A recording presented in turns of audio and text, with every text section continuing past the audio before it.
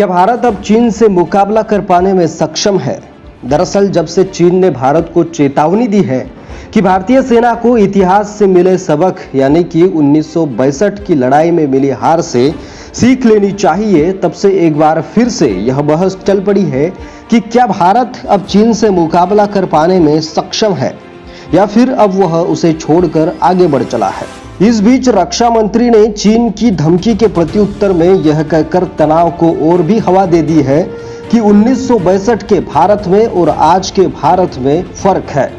तब अलग हालात थे और आज हालात अलग है। ग्लोबल टाइम्स में रक्षा विशेषज्ञों की राय पर गौर किया जाए तो लगता है कि यदि मौजूदा हालात नहीं सुलझे तो चीन अपने भूभाग की रक्षा के लिए कुछ भी कर सकता है और यहाँ तक कि युद्ध की हद तक आ सकती है। इधर भारत सरकार का कहना है कि वर्तमान तनाव के लिए भारत कतई जिम्मेदार नहीं है, बल्कि यह विवाद मूल रूप से चीन और भूटान के बीच 3 दशकों से जारी है।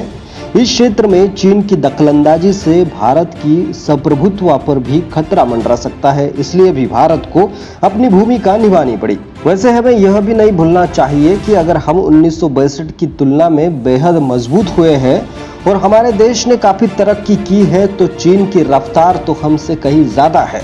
आज का चीन 1962 वाला चीन नहीं है, बल्कि तब की तुलना में वह काफी आगे निकल चुका है।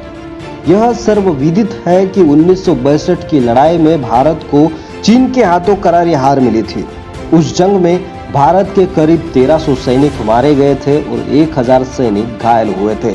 1500 सैनिक लापता हो गए थे और करीब 4000 सैनिक को बंदी बना लिया गया था। वही चीन के करीब 700 सैनिक मारे गए थे और 1500 से ज्यादा घायल हुए थे।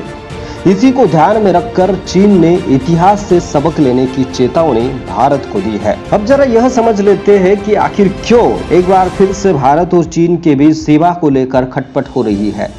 विवाद का कारण बना डोकाला इलाका भारत के सिक्किम और भूटान के बीच चुंबी घाटी क्षेत्र में स्थित है। चीन में इसे डांगलांग और भूटान में डोकलाम के नाम से जाना जाता है।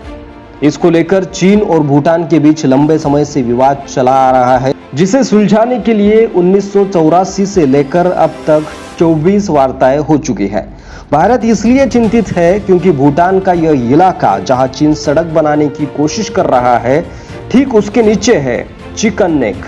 वह इलाका है जो उत्तर पूर्व भारत को बाकी देशों से जोड़ता है। वैसे 1962 के भारत और चीन युद्ध के बारे में जो जानकारी सामने आई है, उससे लगता है कि उस वक्त के राजनीतिक नेतृत्व और सेना के कई कमांडरों ने अपनी जवाबदेही ठीक से नहीं निभाई, जिसकी वजह से भारत को हार का मुंह देखना पड़ा। बताया जाता है कि न तो सेना लड़ने के लिए तैयार थी, न ही उसके पास कपड़े थे और न ही हथियार। रही सही कसर मौसम ने पूरी कर दी थी। वायुसेना के कई रणनीतिकारों को यह बात आज तक हजम नहीं हुई कि आखिर उस वक्त जंग में वायुसेना का इस्तेमाल क्यों किया नहीं गया, क्योंकि चीनी वायुसेना के तुलना में उस समय भारतीय वायुसेना काफी बेहतर थी। हालांकि चीन तो क्या, यह बात हर कोई जानता है कि अब लड़ाई किसी देश के बूते की बात नहीं है। हाँ, बस इसके नाम पर दबाव जरूर बनाया जा सकता है। सच्चाई यह है कि भारत, अमेरिका और जापान की दोस्ती चीन को रास नहीं आ रही है, लिहाजा वह दबाव बनाने के लिए यह सब कर रहा है ताकि इन तीनों देशों की दोस्ती परवान न चढ़ सके और इस क्षेत्र में उसका दबदबा कायम रहे। आपकी राय कमेंट बॉक्स में जरूर लिखें और ऐसे ही वीडियो देखने के लिए हमारे फुल टू हिंदी चैनल को सब्सक्राइब अवश्य करें। शुक्रिया।